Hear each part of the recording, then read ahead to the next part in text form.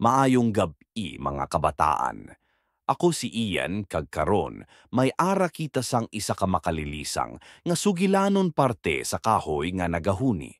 Sugdan naton ang istorya ni Chase kag Bryce. Handa na kamo. Sa tunga sang isa ka dako nga kagubatan, may ara sang isa ka kahoy nga kilala nga Whispering Tree.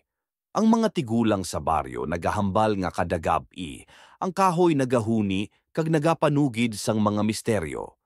Si Chase kag Bryce nagdesisyon nga atuan ang kahoy bisan sa paandam sang ilalola. Isa ka gabi, nagpalangoy si Chase kag Bryce padulong sa kagubatan. Sa ila paglapit sa Whispering Tree, nabatyagan nila ang kalain sang lugar. Ang mga dahon nagahuyop sang mabugnaw nga hangin, kag ang mga sangang nagatingog daw may mga tingog nga nagahuni.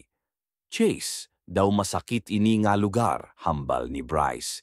Hindi magpalapit, nga ginapaandam sang iya nga hunahuna, pero si Chase nagpadayon. Pagabot nila sa kahoy, nabatian nila ang mga huni nga nagahambal. Welcome sa akon nga gahom. Anhon ko kamo?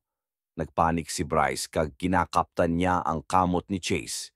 Chase, dali na, maghalin kita diri. Pero ang mga sangang sangkahoy nagalapta kag nagatupa sa ila. Nagdalagan sila pero ang mga tingog nagasunod. Hindi kamo makapalagyo. Akon kamo sang tunga-tunga sang gabi. Paglabay sang pila ka minutos, nagabot sila sa ila balay nga nagapalangoy kag nagasinggit. Lola, may ara nga kahoy nga nagahambal sa amon. Kinabrihan sila sang ila lola kag ginakap sila.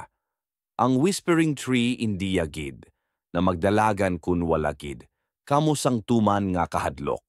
Maghalong gid kamo sa masunod nga gabi. Mga kabataan, ang istorya ni Chase kag Bryce nagtudlo sa aton nga may mga butang nga indi ta dapat hilabtanon. Sa masunod nga gabi, magpabilin kamo sa balay kag mag-uli antes maggabi. Madamo nga salamat sa pagpamati kag halong gid kamo. Maayong gabi.